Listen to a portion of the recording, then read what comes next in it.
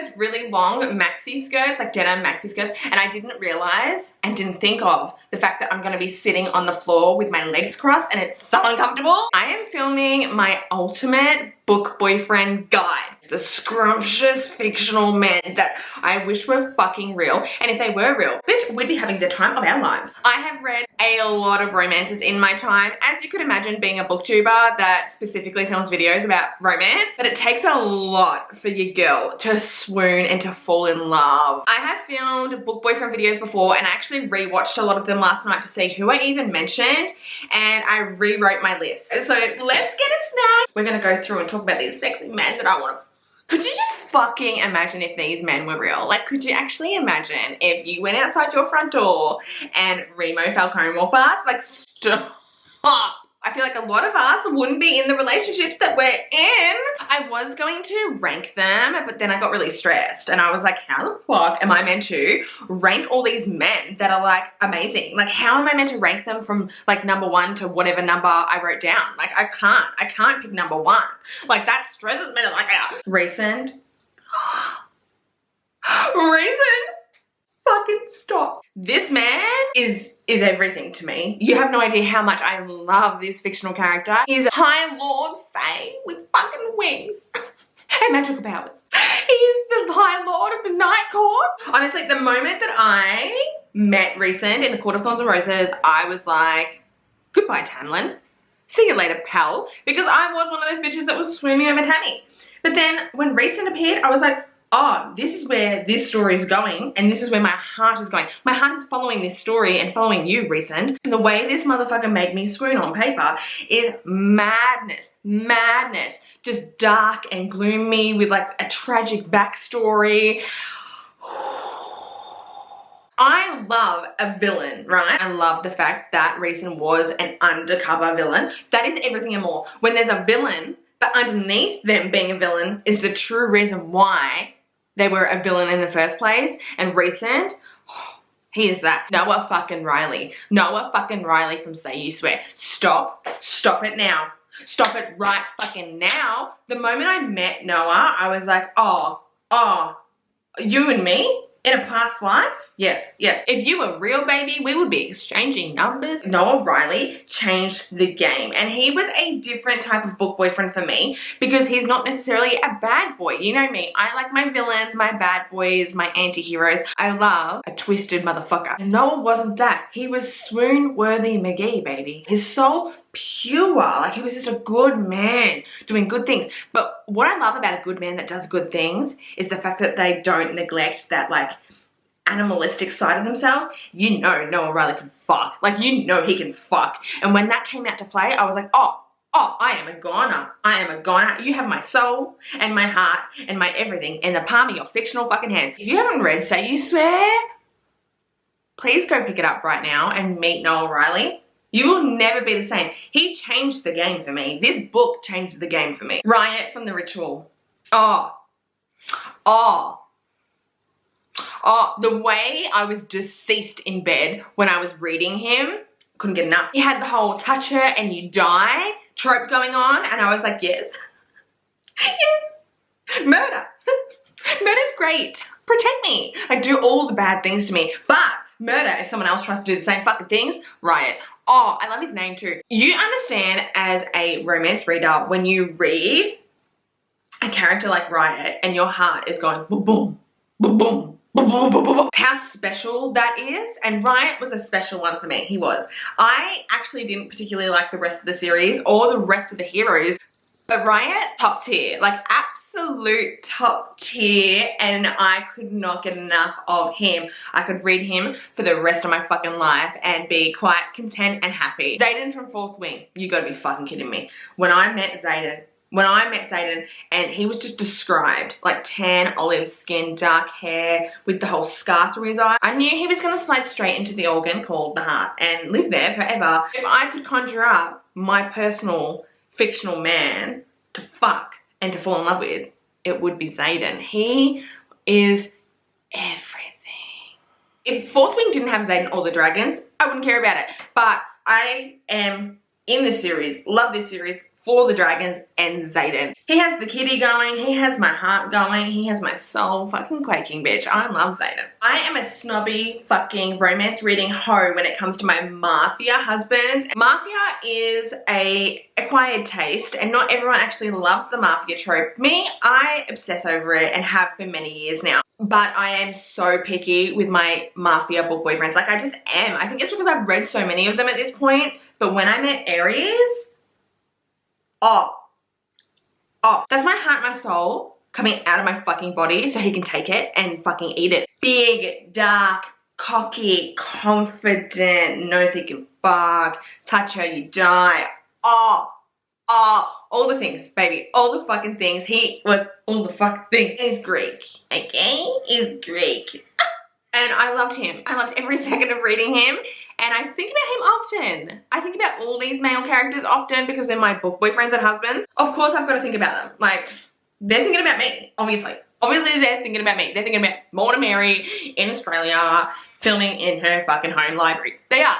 They want me, and I know they do. Like, if they met me, they'd be like, bitch, put a ring on that finger. And I'd be like, sorry, I've got one. But then I'd take that one off and be like, put the new rock on, bitch. Carter from Untouchable. Stop. Stop it right fucking now. I had some conflicting feelings about this man. When I first met him, I thought, oh, I could fucking never like you. I could never fucking love you. And then I got about 5 or 6 chapters deep in the book and I thought, oh, okay, you own me. Like, I would let you own me. Like, I would crawl to you on my hands and knees. Put a fucking collar on me, bitch. Like, you're mine, I'm yours. That's how I felt with Carter. He made me, like, fully fucking swoon. Like, I say that I swooned with all these guys, but Carter, I was like, ah. I was entering nirvana and I was, like, fucking touching God or some shit when I was reading this man. I would sell my soul.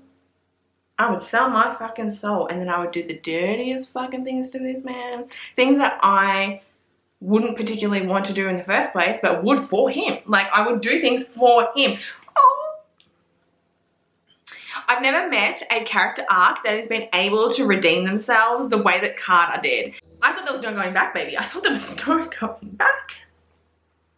But there wasn't just going back, there was going forward. I was like diving into him like, I forgive you, I forgive you, I forgive you. Hawk by Jessie Hall, Hawky Boo. He is special to me because after going through a really hard pregnancy, birth, I found him. He was just sitting on my Kindle and I thought, you need me to read you. And I did, and I found him and he like revitalized me. He rebirthed me when it came to reading romance again. And he reminded me a lot of Hardin Scott from After, who used to be one of my favorite book boyfriends ever, right? But like a grown up, more mature version. I love all of Jessie Hall's heroes, honestly. All of them that I have read have been phenomenal and amazing and just like swoon worthy and made me fucking gasp for air. But Hawk is like #1 from her for me. And he made it onto this list and I'll never forget him. Mikhail from Broken Whispers. I have such a soft spot for a damaged man mentally and emotionally, but if he's damaged physically as well, Mikhail's mutilated on his face, like he's all scarred up. And there's just something about a man that isn't like pretty. I'm not a woman that likes a pretty man. I like them looking like they've been through a fucking war with themselves and the world. Like some gashes and some scars and some fucking, even if you're missing an eye, bitch, which Mikhail has an eye patch. Oh, man, I fucking loved this dude because not only is he all those things I just mentioned with the broken backstory, he was a really soft and attentive husband and he fell for this woman and thought he wasn't worthy of her. He thought he wasn't worthy of her. And I was like, why? Why did you not think you were worthy of her? Just because you look like that? Babe, stop. Babe, stop. You are so worthy, regardless of what you look like. After I read him, I had to make a book boyfriend video, and I think that was the last one I did, and I mentioned him because out of this series, I love this Mafia series, by the way, but out of this series, he's my #1 book boyfriend out of all of them that I've met. He is divine, and I will never get over him. We've got Wolf. Wolf from Night Wolf. Now, kind of similar to like Noah fucking Riley.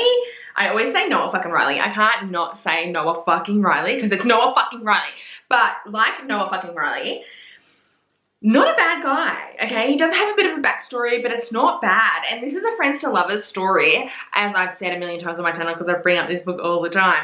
But he was like the epitome of like a good man that has the ability to kill someone if they touch her, you know? Like he's good, all round good. A good friend, a good partner, a good boyfriend, but he has that like darkness within him because he's a fucking vampire. Bite me, bitch. Oh, bite me, take a chunk out of my fucking neck, take my blood, take it all. I have a rare blood type. I do have a very, very, very rare blood type. You would find it delicious, Wolf. Have at it, bitch. There was something about him that made me kick my fucking feet. And I was just like, in bed when I was reading him, completely like consumed by him. Would this be a book boyfriend video from me? Yours truly, without Cova. I've never met a hero that made me hate him the way I hated him at the beginning. I truly thought, there's no fucking way I'm swooning over this motherfucker. There's no fucking way. And did I swoon? I more than swooned. He became a part of my fucking personality. Not many heroes get me on my fucking bed, on my pillow, daydreaming that I could have a chance to meet them and be with them, but Cova did. Like, this Russian sadistic motherfucker stole everything from me. He stole the time that it took me to read him. I feel like every time I revisit him, he takes more. He takes more of me. Even though he's got all of me, he takes the rest of me. If I keep rereading him, there's not gonna be anything left to give, bitch. Brantley. I thought, you know, maybe I'd put them all on here. Bishop and Nate, but Brantley, there's something so dark and mysterious about him. He is actually terrifying. I understand him. Like, me and him, we connected. You are the devil's son. And I enjoy that about you. I'm not afraid of that. I'm not afraid of the dark side. Have you met me? Have you met me? There's a little bit of evil in here too, bitch. Don't you worry. I can fish it out when I need to. Brantley boy, you need to wear my blood around your fucking neck. Not hers, not Saint. Excuse me, not her. Archer always has to make an appearance in my book boyfriend videos because he is very special to me. He's mute for starters. And he took me by surprise. I thought he was going to be this really timid, kind of frigid kind of man. But does he know how to fuck? Oh, he does. He does. And the way he would communicate, even though he's mute, oh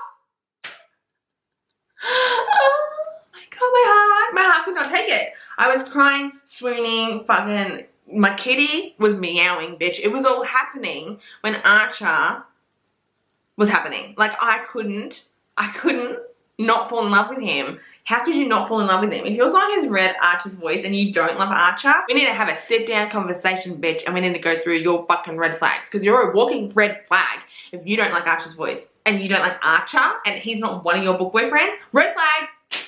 Red fucking flag. You didn't think I was gonna forget Grip, did you? Grip? Oh my God. This trilogy in general from Kennedy Ryan, one of my favorites. Like, literally one of my favorites of all fucking time. All time. This was an experience that I've never had again. Like, one off.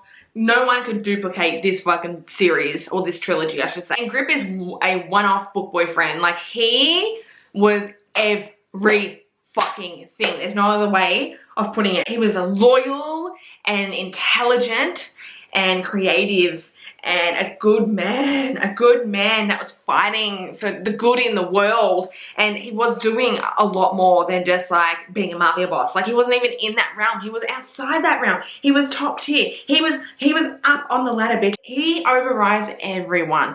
He is a beautiful, beautiful man. If you have not read Grip, like, and you have not read this trilogy and you haven't met him yet, please do yourself a fucking favor. You will not be disappointed. You can never be disappointed with anything from Kennedy Ryan, but this trilogy especially, it's a difficult read. It's not easy. There's a lot of politics. We're dealing with like an interracial couple, blah, blah, blah. But Grip, you just need to meet him and you will understand what I'm saying. Oh, he is what dreams are made of. Talon.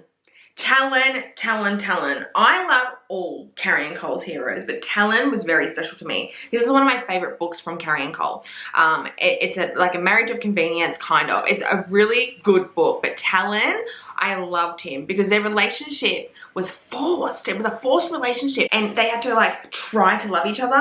And the beauty behind Talon in this story, don't get me fucking started. He's a rock star. He's a rock star. He's a bad boy. He loves all the women. He gets all the women. But he got her and he got me too. Fuck her up. Just have me. Like, is one not enough for you, Talon? Am I not enough for you, Talon? I loved him so much that I wanted to call my son Talon. I didn't because my partner didn't like Talon as a name, but I almost named my son Talon because of this fucking book and this man. Ollie is someone that will stay with me for the rest of my fucking life because he is a poetic masterpiece. He's just gorgeous. Like, if someone like Ollie came into my life, I would simply pass away. He's the good man with a heart of gold and he's willing to like help people and love people. But then obviously he has his own mental struggles and I love a complex person. Like, I don't want any of this surface shit. Give me everything you've got in here.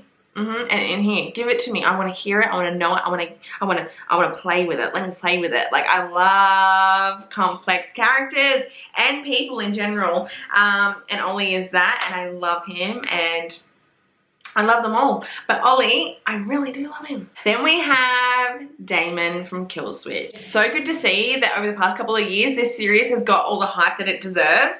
I read this series back in the day when I first started reading romance. It was the second series I read after back in 2019. And when I met Damon, wow.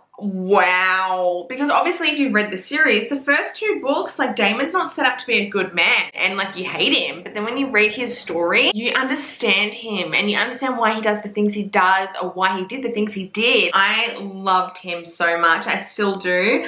I actually probably should revisit him. Remo from Twisted Pride. Oh, I don't need to say much about Remo. Like, who doesn't love Remo? Like, the capo of the Kimura. Like, stop. Dark, twisted, and unlovable, but you can't help. You can't help but fall in love with him when you read him. He is what an alpha male should be. Like, he is dark, dangerous, and dominant, and just masculine, and does everything right for his family.